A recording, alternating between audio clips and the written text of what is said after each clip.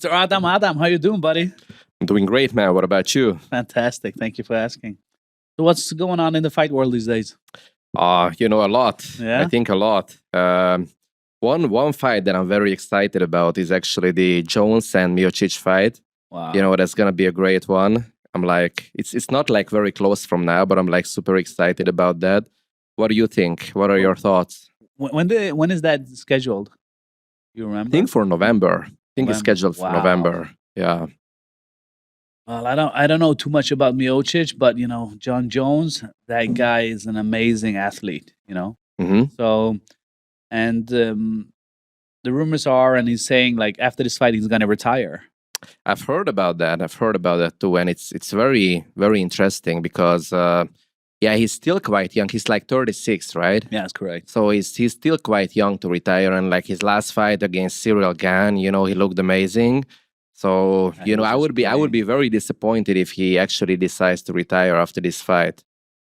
Yeah, that's always interesting with you because you're always like kind of surprised when they want to leave on top, like Khabib with 29-0, and you're like, he could go for 10 more fights and still be strong. Yeah, that's a different story though, because he like kind of promised his mom, because like his father died, and that's why he decided to retire. But Jones don't have the same issue basically. So though he has nothing to prove also, if you think about it. I mean, he's like the fucking king of the fight world, right? Like he's light heavyweight king, now he's heavyweight king. So he kind of proved that he's the king. So, like why risk his health anymore?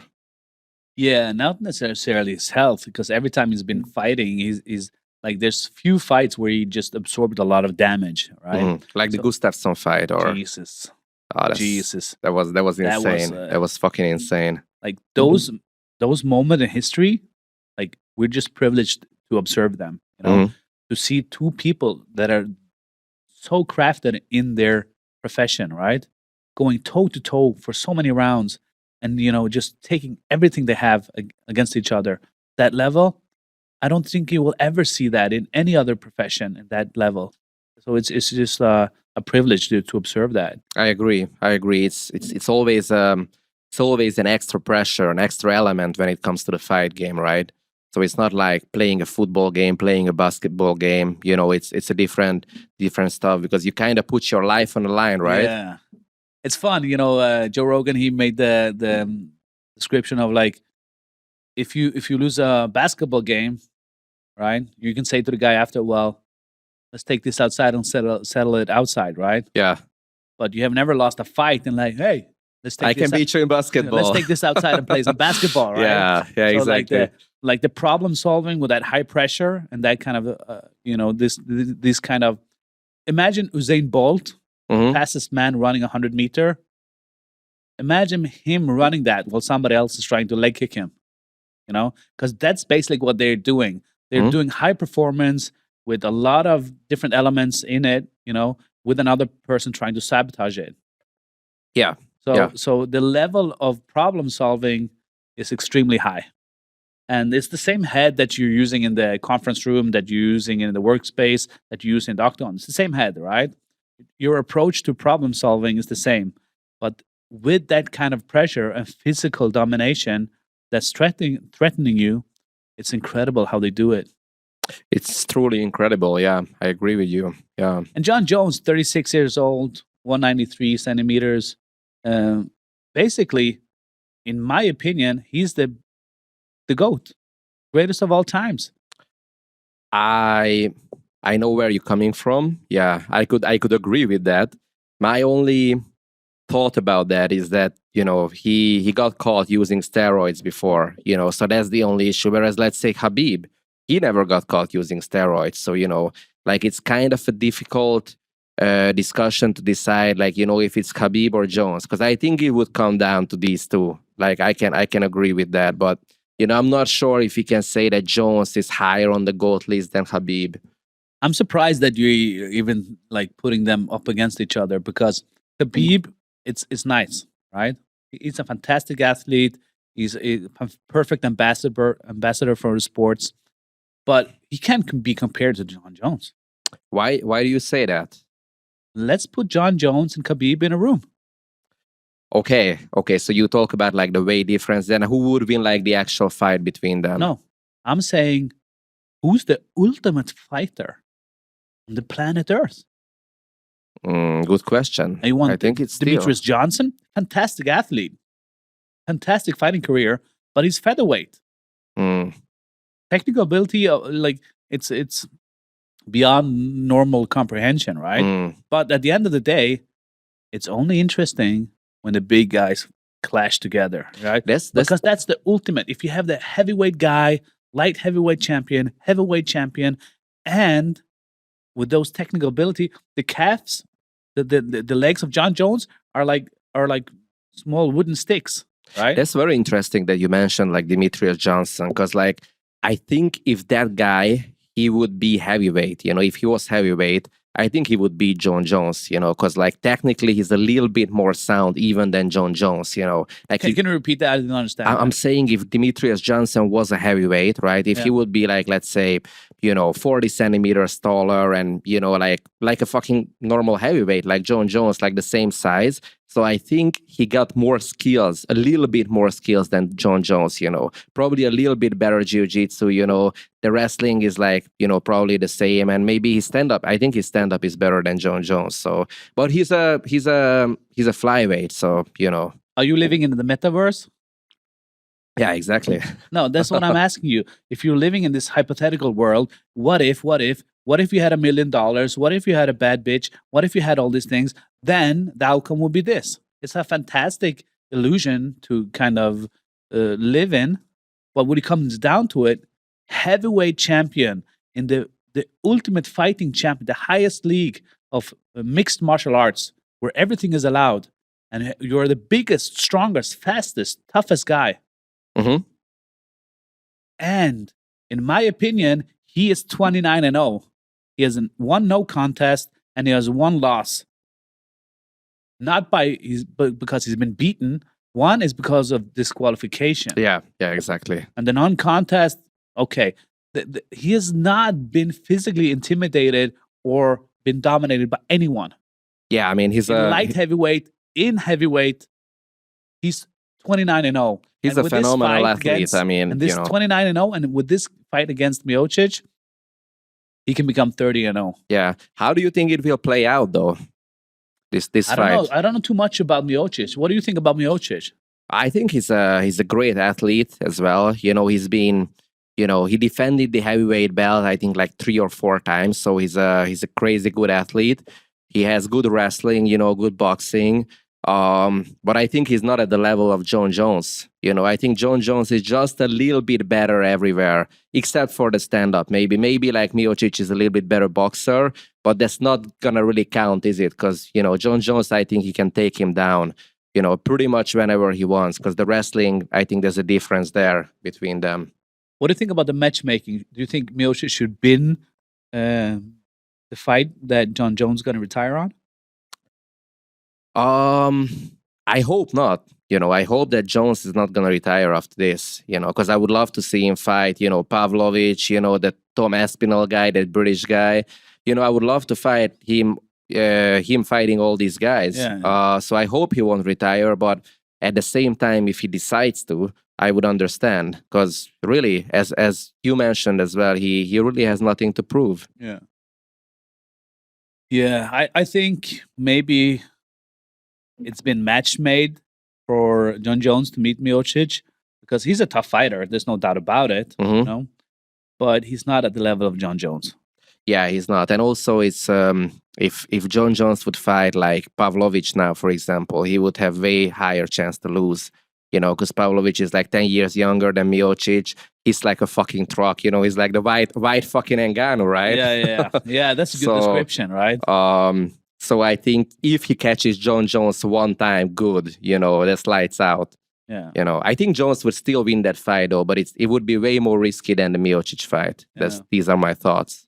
Yeah, and it makes me think a little bit because based on the matchup, based on where John Jones is in his career, I think everything is kind of aligned for him to retire on this fight. Because if he was on a legacy streak for just like taking guys out again, I don't think Miocic would be the guy to put on the list. We would go with tougher guys, like you said, right? Oh, it's kind of interesting because I think Miocic, if he took out Miocic, let's say 3 or 4 years ago when he was really on top, 36 years old, fucking heavyweight champ, then, he was the heavyweight GOAT at that point, I believe. Yeah. Now he's a little bit over the prime, he's a little bit old. So, yeah, I think it's still an achievement to take him out, but, it would be certainly more impressive if he takes out Pavlovich, for example. Yeah, it would definitely be that. But at this level, there's no easy fights. There's no easy opponent. So when it comes down to it, I think Miocic is gonna shake up the world if he takes out John Jones.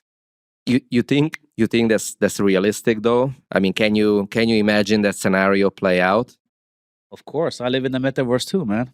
But the point is, I think you got 10 bad bitches and like $20 million too, right? Hey, my house is next to Snoop Dogg in the metaverse. No, but I think that with Miocic at that level, if you go into a fight underestimating any opponent, then you're retarded. Yeah, I agree. I agree. You cannot underestimate. Like, and even if you fight like a drunk guy in the street, you cannot still underestimate him. Right? It's easier to underestimate that. It's always a bad quality to underestimate any opponent in any arena, financially, socially, anything, right? Yeah. But at this level, in this sport, the consequence is so dramatic that it will literally end your life. I mean, yeah, it would certainly ruin, John Jones's legacy if he loses to Miocic, because at this point, he's expected to win. Yeah, like everybody expects, John Jones to win that fight. So I think going into this fight and not acknowledging that Miocic can get that lucky shot, that he can make John Jones do a mistake. I don't think the odds are high for that. Based on John Jones' persona, based on John Jones' abilities, because he has a unique ability to take his strength. If he's meeting a better stand-up fighter, then he takes this ability to take it down to the ground. If he meets an opponent who's better on the ground, he takes on the feet. Yeah, he takes the fight on the arenas or in these areas where he is the best. Yeah, I agree. That's what he always did. But what was most impressive to me with John Jones is that when he out-wrestled Daniel Cormier, right? Wow. He was the fucking Olympic wrestler, Wow. How the fuck do you do that? And John Jones made it possible. Like, that's where I went like, yeah, I got, man, this guy is the real deal, and right? Cormier, is a fantastic gentleman, fantastic athlete, double division champ as well, right?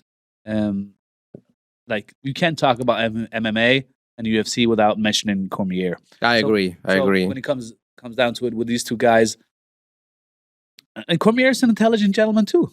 He's super smart. The way that he set up his fights when he's fighting, intelligent fighting, man. I think as a person, he's more intelligent than Jones, but his fight IQ is probably not that high as Jones's fight IQ. Because like Jones's fight IQ is just fucking insane if you think about it. Like, as you said, he always keeps the fight where it's most beneficial for him. Yeah. Yeah, that's a good thing, because that brings me into like a lot of the controversy around John Jones, right? Because if you look at his personal private life, there's been a hit and run. Yeah. He actually drove his car into another. I think it was a pregnant lady or something, and he ran from the scene.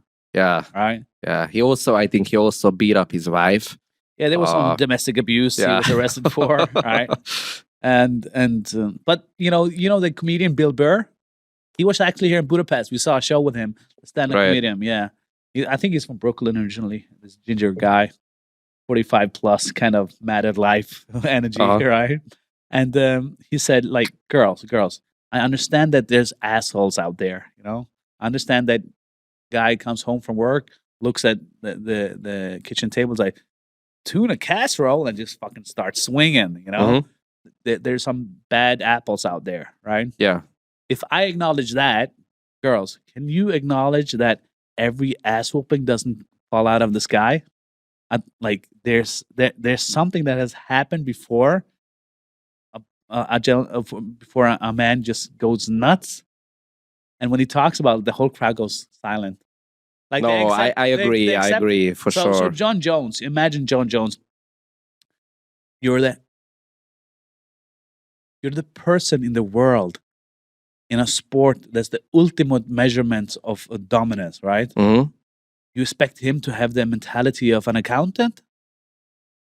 Yeah, of course not. And like as you said, we don't know like what happened between him and his wife before. So you're obviously I'm not gonna sit What is here. his wife? Was he married? I maybe his fiance or something. I have no idea actually, but whatever. I call it his wife. Because it doesn't fucking matter anyway, right? But True. but yeah, like we obviously don't know. So I'm not gonna like fucking sit here and judge John Jones, because of what he did and stuff. Like obviously that hit and run thing, it was not nice, right? But that's not my fucking thing to like judge him or anything. Um, like I'm more like here to talk about his fighting career and his things related to fighting.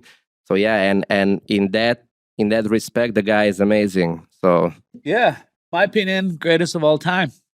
You can challenge me on any fighter, put him next to him, and I will demolish that. yeah, like it's I'm still saying it's an interesting conversation. Maybe one day we can have a whole episode on this. Like Yeah. discussing like whether it's him or Habib. So yeah, Yeah. just kind of wrap it up a little bit. I think if John Jones, these people have existed since the start of time. I think that if John Jones lived like 400 years ago, he would sit on a horseback and chopping people's head off. Yeah, I can imagine Like that with he John would be a Jones, conqueror. definitely. He Yeah, was like Genghis Khan. yeah. These kind of personalities have always existed. Mm. John Jones have a civilized way of kind of expressing his abilities and his persona in a modern world, Mhm. right? So I think that's John Jones encapsulated, like primitive, super high fighting IQ, um, in the biggest best category in the world. Yeah, I can't argue with that. It's true. It's true, man. Okay, so what do you think? John Jones take him out in third or second or third round? I think yeah, second or third round. It sounds realistic, and I'm gonna go with John Jones probably by submission. Actually, like probably Jones is gonna take him down and yeah, either TKO him on the ground or just submit him. But I think it's gonna be by submission, which is gonna be fucking impressive because nobody ever subbed Miocic before. Never. Never. He never Wow. lost I think he lost by decision and knockout, but Yeah. never by submission. So I think if Jones gets it Wow. done, that's gonna be fucking amazing. Personally, I want to see a knockout. I want to see him putting that nail in the coffin and securing his legacy, chiseled in stone, and saying, "There's without a doubt, there's no submission, there's no tap out, there's no technical knockout, no interference by the referee."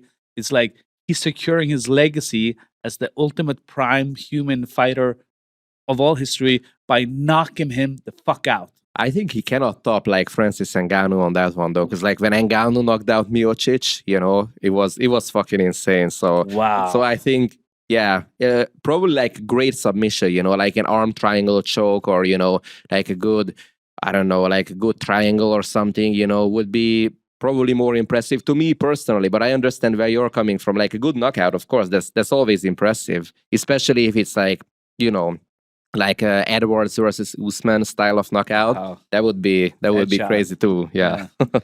No, I want to see that knockout. I want to see him securing his legacy and just sending Miocic like swimming with the stars. He was like not knowing where he is, and just to show that when he's set up in heavyweight, when he's confronted with tough fighters in another division, he just puts him to sleep. Mhm. Doesn't matter. I could fight another division, another championship, another legacy, another organization. But when it comes down to it, I would stack him up and hit him down. That's what I wanted him to make a statement with his last fight. God, that would be very interesting. Yeah. Right. So that's due in November. So it's gonna be fun to kind of see what's going to go on there. I think that Yeah, we got some interesting fights even until then. yeah.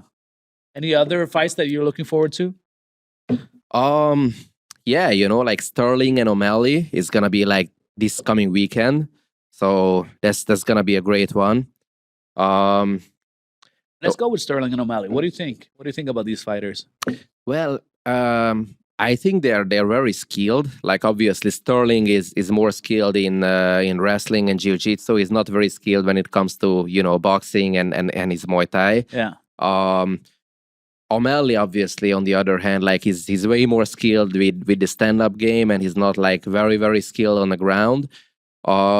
It's gonna be a good fight to watch, but I'm almost 100% sure it's gonna play out in a way that Sterling just takes him down, wins either by a dominant decision or just submits O'Malley, because I think he's not gonna be able to keep it on the feet. And the reason why I say this, because when he fought, Peter Yan, that Russian guy, who's like not even a wrestler, he's more like a boxer guy, and he was able to take him down like many, many times. So, the hype around O'Malley, he was kind of portrayed as the new Conor McGregor. In the beginning, it was like the favorite of the UFC organization. They were billing, giving a fight. Even the win against Dion was like a little bit controversial because they want to build kind of his persona and his career, right? I think it was a fucking robbery, though. I think Jan won that fight. That's what I'm saying. Yeah. A lot of people says that after watching the fight. Jan didn't knock him out. He didn't submit him. He didn't dominate him. And then at the end of the day, if you're not doing that, don't leave it up to the referee, right? Take care of your own business. No, sure. So you think O'Malley winning that fight was the right decision from the judges? No. Okay, so we're on the same page on this one, buddy. yeah. But I also think that O'Malley has kind of an X factor to him. His mentality, his persona, his hair, his style. I even like saying his name, O'Malley. Yeah. I think the guy's kind of a little bit cool, right? And he has a different kind of mentality and approach to the fighting game. He's kind of doing what we think is cool with Conor McGregor. He's doing what kind of cool with John Jones. Like they are artists, martial artists in the octagon. When they're performing, you can see the guys are not. They don't necessarily have a game plan, but they're playing with elements, almost playing with gravity. They're just finding out solutions that we have never seen being done before. And it's not because of their physical appearances look so incredible. They're just so smart in the way of approaching it. Conor said once, like, he doesn't have a Brazilian Jiu-Jitsu. He's not a boxer. He's not a karate fighter. Like, he just looks at movements. Sometimes he looks at animals and just copies their movement and kind of utilize that in a fight, right? Yeah. And I had that same feeling with O'Malley. Unfortunately, I think that's been hyped up a little bit, and I'm afraid that he believes it too much too himself. Yeah, he's certainly got a lot of hype around him, so it's gonna be interesting. But if he gets it done, then it's gonna be amazing, because then it's gonna be a rematch with Jan, I think, at one point for sure.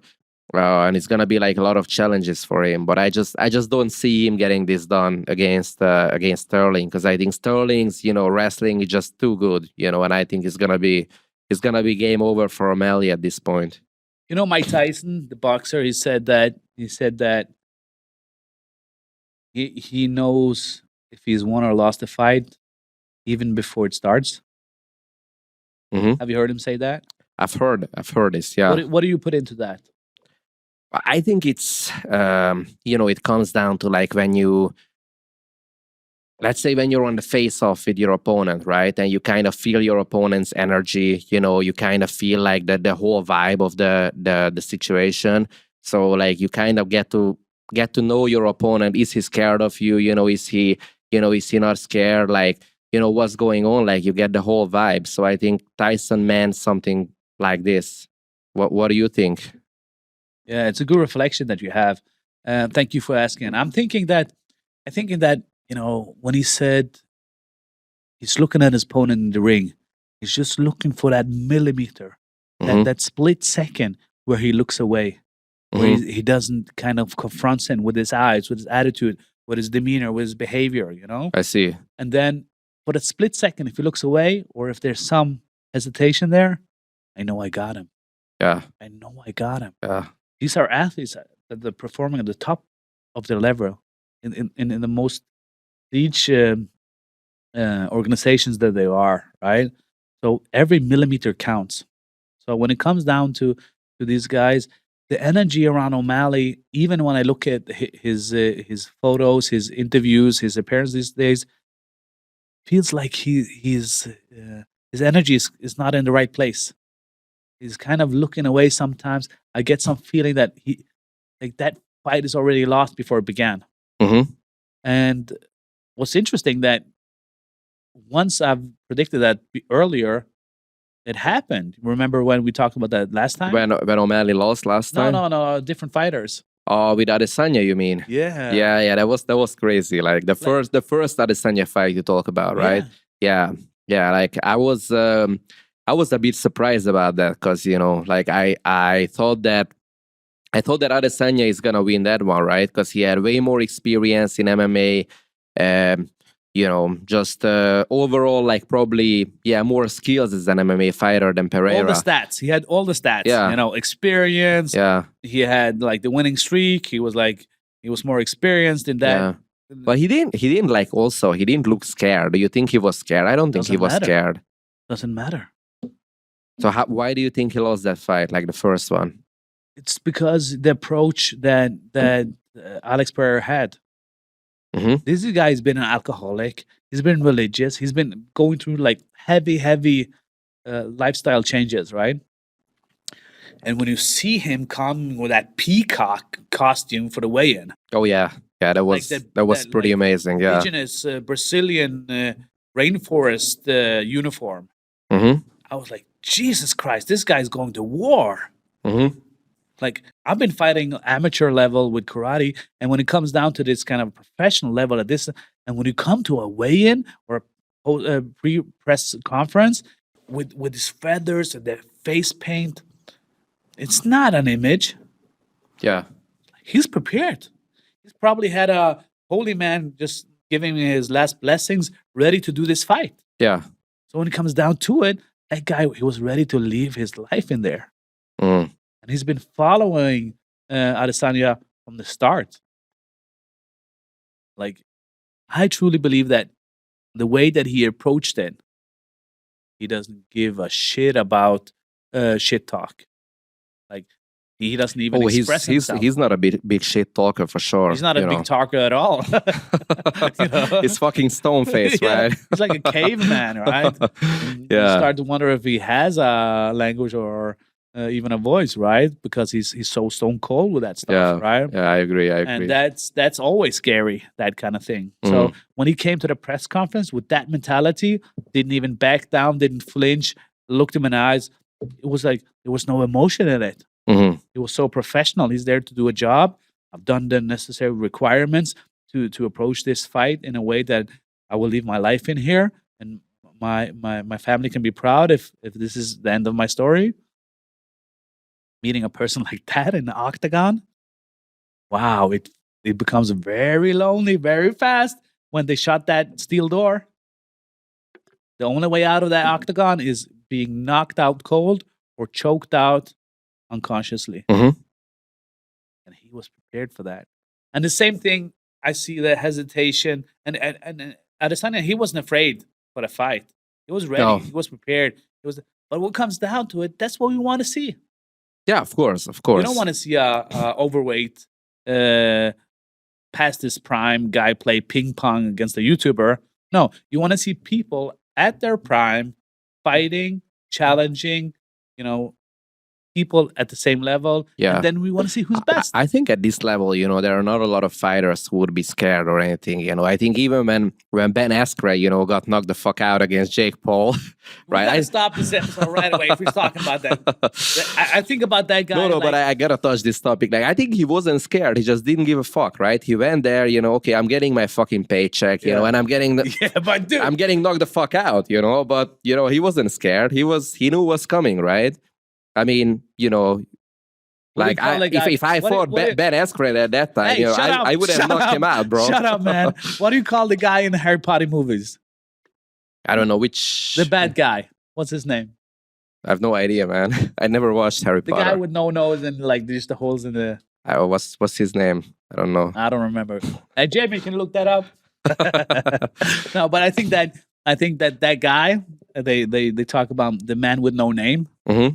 That's what we should talk about. The guy you're mentioning. The man with no name. Yeah. Who are you talking about? The guy, I'm not gonna mention his name. Okay, I get you. Because that is a sack of potatoes, man.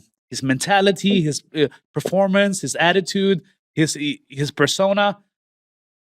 Dude, I would fight that guy. Yeah, I would fight him as well. I honestly think he's that a piece of shit. Yeah, he certainly doesn't take it seriously. No, he doesn't. That's spot on. Yeah. Right. Like, okay, we're talking about intelligence. I don't want to talk down about people who are not too very intelligent, but when it comes down to it, his preparation, his attitude, his approach, it's shitty. It makes me feel shit when I'm watching him talk, fight, getting knocked out. Yeah, I agree. I think that what he did against Jake Paul, that kind of preparation, like the whole mentality and stuff, he was kind of disrespectful All to. Right. Can we make an agreement? Yeah. Let's shake hands on this. Never to bring up the person with no name again. All right? All right. Fuck that guy. I'll keep that in mind, yeah. Jesus Christ. Yeah. I got to shake that off, man. That's the initial reason why we started this podcast. We started talking about that situation. Uh-huh. And we started like kind of venting out. Yeah, I remember like you were fucking upset after that. Like you sent me a video like talking, like you sent me, I was like, what the fuck is wrong with this dude? They were it's like that guy killed your cat or something, I don't even fucking like cats. But I think, I think that's where we kind of discovered like the kind of way of understanding the fights, build-ups, and the approach and what we can learn from these athletes, because we can talk about their fighting abilities and the sports career and everything, but they also become kind of role models. That's where I was touching the controversy around John Jones, because it gives us kind of some indications of what kind of direction we want to have in our life. Yeah, and these because I think becomes like, so big, Yeah, I think Conor is like, honestly, a way worse role model than John Jones, because John Jones at least tries to be a good guy, right? But Conor is like just openly being a fucking prick, like no disrespect, but I obviously respect him, a lot. He's one of the best fighters in the world. Like he made the UFC what it is today. But as a role model, I wouldn't want my kid, to look up to Conor as a role model. I would rather want my kid to look up to Khabib instead, or fucking even like Stipe Miocic, right? Or Cormier or some of these guys. Yeah. For me, it's hard to talk about Conor, especially these days, because I'm worried about his upcoming fight that's been scheduled for December with Chandler. Oh, it's already been scheduled. I didn't know that. Yeah, they're like, well, you never know with Conor, Oh, okay. Yeah. And in my opinion, Conor's retired. Mm. After that leg kick. He also, like, it just comes to my mind. I think he also doesn't take it seriously anymore, That's why it's hard for me to talk about Conor these days, because if you look back at the days when Conor had this iconic fight, look at the screen here, when he was fighting Jose Aldo. Yeah. Jose Aldo has been undefeated for like 10 years or something. Yeah. He was like, he was already a legend, right? Then Conor, just with his attitude and his behavior and his persona, and with this big following group that he has, like, we're not here to take part, we're here to take fucking over. This mentality, and the Irish fans just backing that up. I think what he represented at that time was like, you can life hack, you can understand the elements of your your profession, and you can overcome anything, and you can do anything, right? That was he Yeah. represented. And when he knocked out Jose Aldo in 13, 14 seconds of this kind of a fight, we were like, wow, becoming the first double champion division for the first time in UFC history. Yeah, that's where he really got famous, right? I think That's but where that he was like just- the fight That's where where he just signed his legacy already there. Whatever happened, it was a bonus, but he just signed his legacy right there. Yeah. And looking at where he was at that time, his approach, his way he talked to media, the way he treated his health, his wife, everything. It's such a big difference where he is these days. I think he was a different person back then. It kind of feels like that he was a different person. Definitely, He was like definitely. way more motivated than right now. I think now he's like on his fucking yacht, having $100 million, right? Sipping than his that. fucking whiskey, More than that. That's yeah, like it doesn't peanuts matter. money. But I mean, yeah, maybe 200, 300. I have no More, idea. I think his worth is Yeah, but at that time, what did he have? Like not even $1 million, I think. 50 he was. G, 50 G, Dana. Remember So, he got so of he got course he was 50,000 fucking motivated. forints. Like 50,000 forints he got in a bonus for the fight of the night. 50,000 forints. Now he's doing Floyd Mayweather fights for 100 million a fight. yeah, And then he has all crazy. the fucking businesses side of things. He can do whatever he wants. But now, why it's hard for me to talk about Conor and his upcoming fight with Chandler is like, okay, number one, whoever he choose to fight, that's saving the opponent's life. He's making the You mean biggest- because like the opponent is getting like so much of money? Yeah. Yeah. Like, Yeah. regardless of who you are, if you fight Conor McGregor, that would be your biggest payday ever. No, I agree. So just for him to choose Chandler is almost like a privilege for Chandler. Mhm. He should be thankful for that. Actually, Conor said that in the beginning when he was on the top of his game. He's like, well, you should be thankful for me. He always likes to play this card, you know. He played But it it's with Nate true. Diaz as It's well. funny because Yeah, it's true, Yeah, right? yeah, I agree. So when it comes down to Conor and just look at his behavior now, the physical changes that he had, he looks bloated. He's like Ariel Hawani, one of the best MMA sports journalists that are, interviewed him in like the Black Forge, the restaurant that he has now, the chain of restaurants that Conor has, and he was not able to formulate a sentence. It was Oh, struggling with really? his I words. didn't see this Wow, interview it to was be like- honest. So he was under the influence. And he says, "I'm not going to drink the Wow. beer now. I have a session later, but I love this beer. It's fantastic. But I'm not going to drink it. I'm not going to drink it." Mhm. And that's not Conor how we know him. You think he's like an alcoholic though, or is it just like a kind of persona that he puts on, just to like kind of gain think- attention and I think stuff? he struggles now. Yeah, Can you imagine? I could imagine that about Conor, but I'm like not sure. Well, there's been several incidents where prostitutes and girls have claimed that he's been violent. Where there's a lady who claims that she's been pregnant with his child. Where he knocked that old guy down in the bar for not drinking his beer. Oh, that was crazy. So there's been a lot of these incidents where he's been arrested, and it's all been related to drug use or under influence of any drugs. And then you also look at the situation where he's doing appearances and he's not related to any sports at all. Like you see him in clubs, you see him in the yachts, you see him in these kind of things. Yeah, This arena yeah. where you're like, the great Muhammad Ali said once, like, what's the toughest thing about being a fighter? You know what he said? What? To be at home in bed by yourself at 9 o'clock. Hmm. Yeah, That's the toughest. Avoid the women, avoid the clubs, avoid the alcohol, and we're seeing the opposite. that's always difficult if you think about it. No, like even if you're not a professional fighter, that's always kind of a challenge to stay disciplined and stuff. Like you go home, you sit down to work. Instead of like going out, getting drunk, having a bunch of women around you, stuff like that. So it's kind of difficult to like stay on your purpose and stay like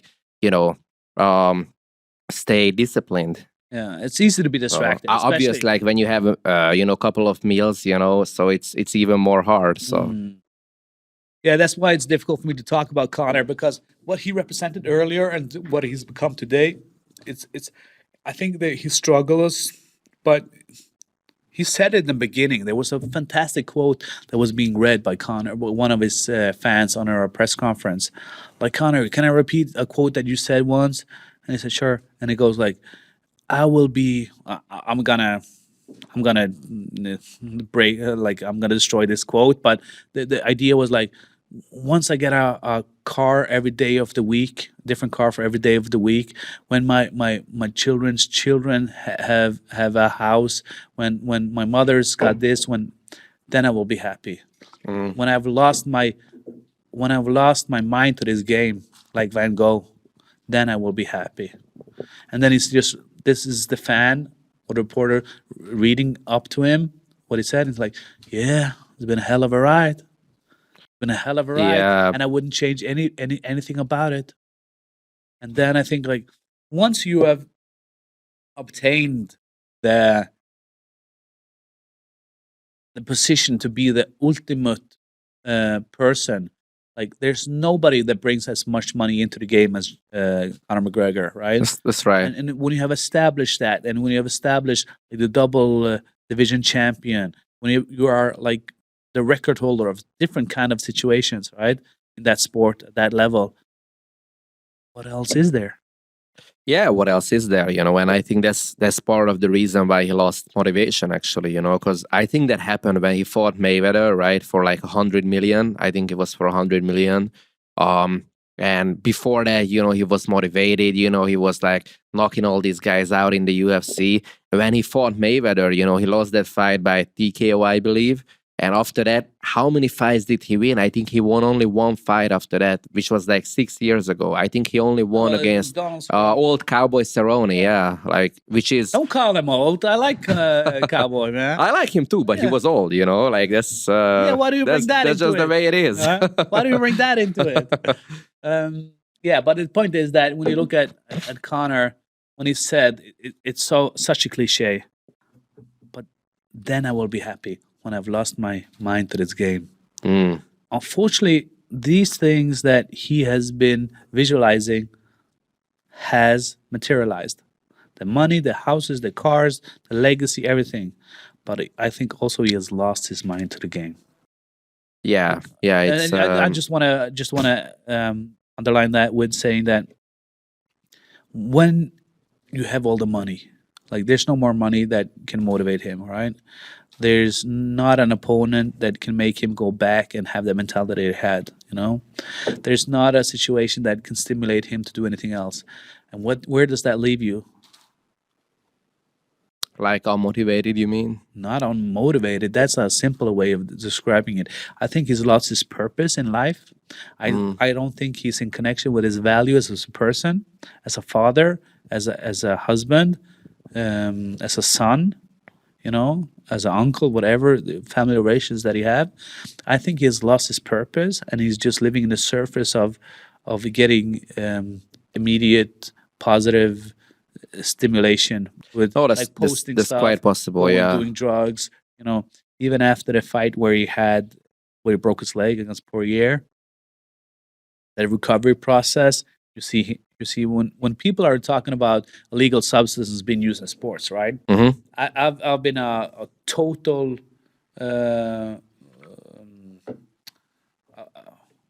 like, when we're talking about drug use on a private basis or for sports enhancement purposes, I'm like, there is a zero tolerance in my mind, right? Okay. I don't like that, especially because I did do sports at a high level myself. So, like, all that is fucking cheating. I don't like it. But what I saw when people use that stuff, it was not necessarily to improve their performance at the day that they did the sports or the competition or the race, right? They did it in the training camps to be able to endure the hard pressure that the body had to take Yeah. to be in the best shape for that. It's right? like, because it kind of makes your recovery quicker, and like makes you tired like way later than you would normally Let's get say we tired. do 3 sessions today, right? Uh-huh. Oh, you're gonna be broken tomorrow. Yeah. But if you do some, I don't know, the supplements that they would take, like growth hormone or insulin, or if it's like testosterone or whatever, like whatever they do, right? It kind of boosts them. So tomorrow you're back at zero. You're ready.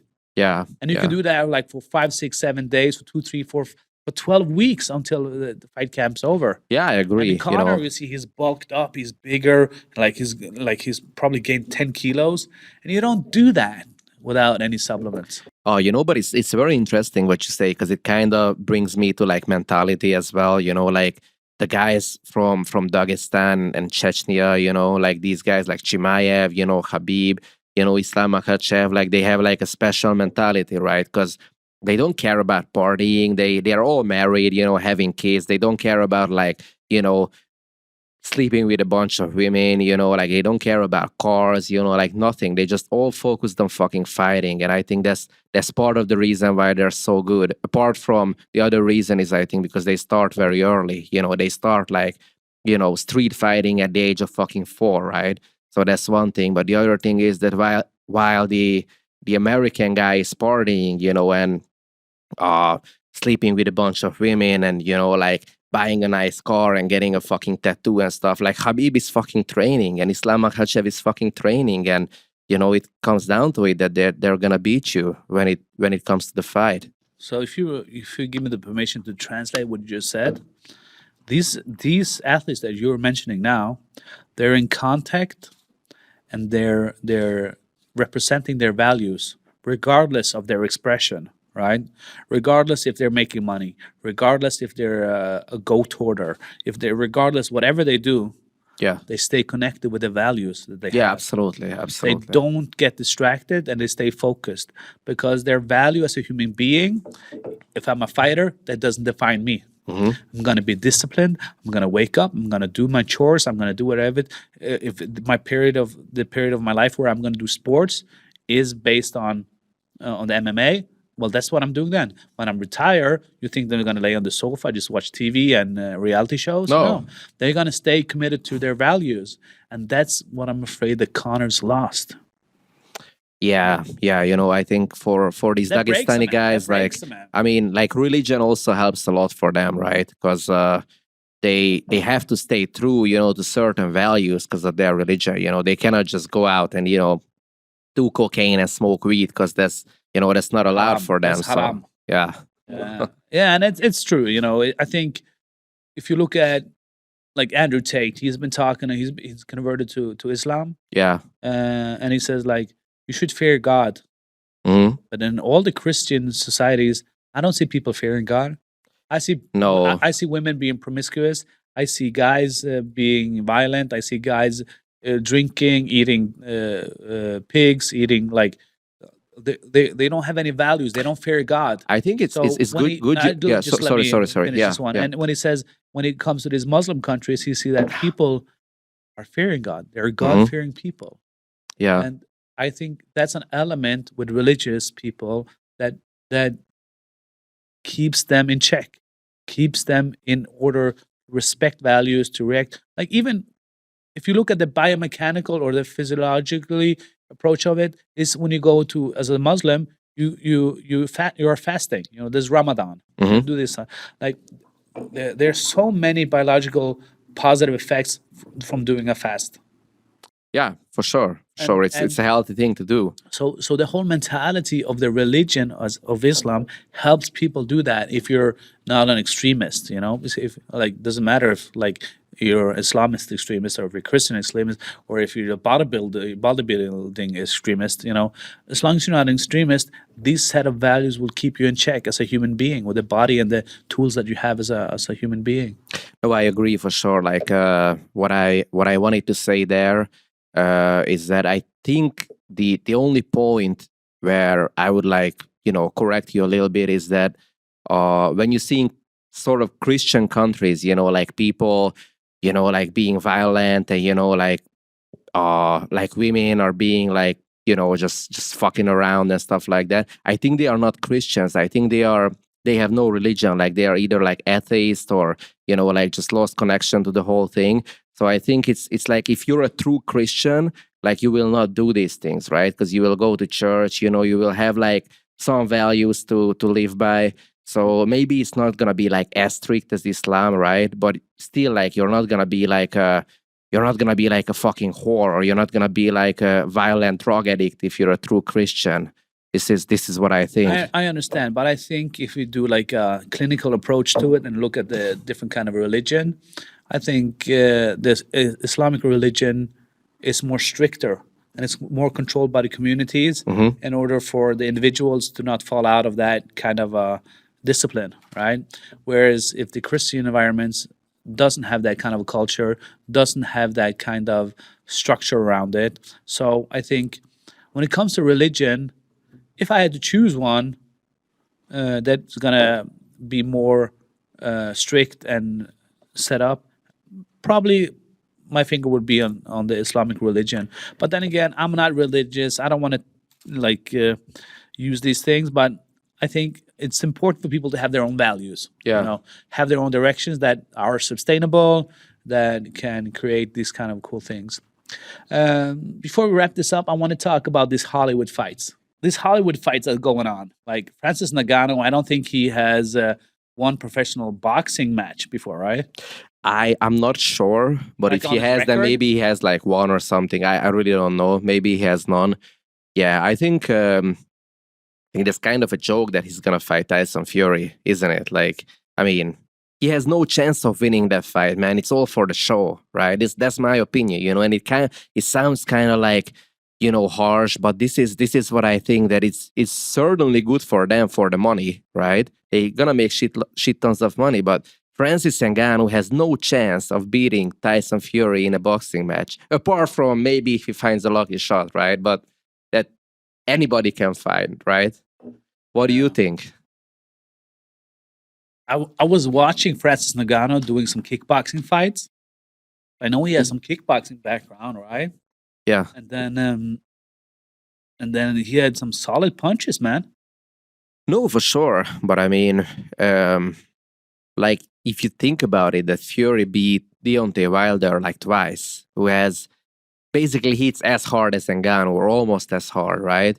But technically, he's way more sound as a boxer, because that's what he's been doing like all his life. And Tyson Fury just knocked him out twice, right? So, and he couldn't knock out Tyson Fury. So I think that Francis has a chance for sure. But I mean, it's gonna be like just a puncher chance, basically. Yeah. I don't know how you see it. Like, what are your thoughts about this? Like Francis Ngannou, I don't know how big he is. Like, I don't know his how tall and heavy he is, but he is a serious guy, and his background makes him even like a tougher category than Alex Pereira, right? So when it comes down to it, the approach that he will have to this fight is going to be serious stuff.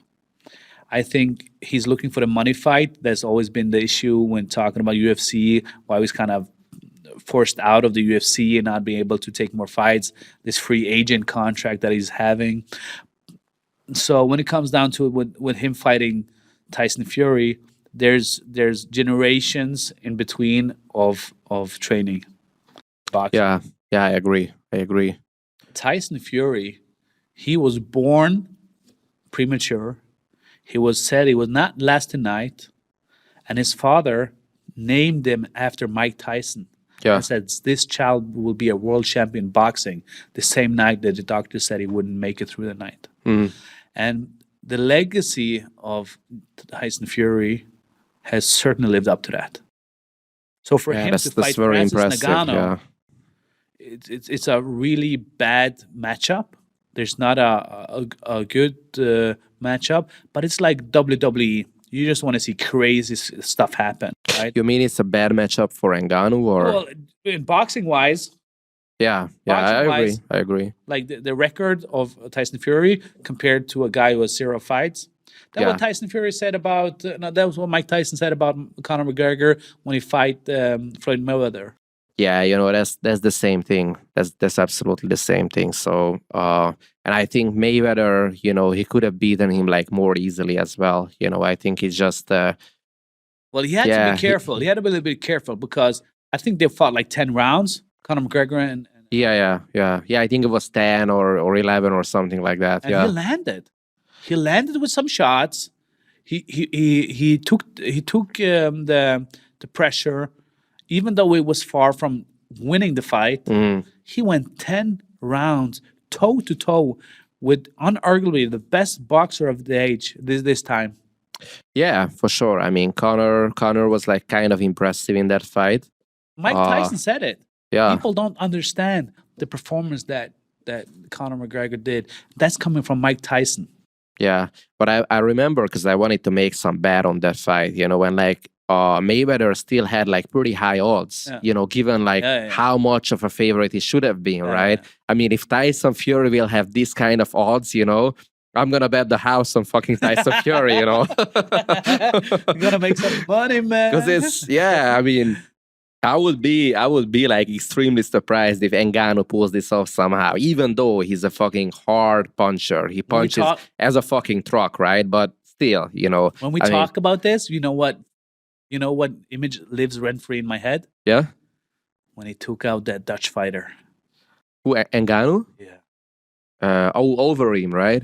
Alistair Overeem. Yeah.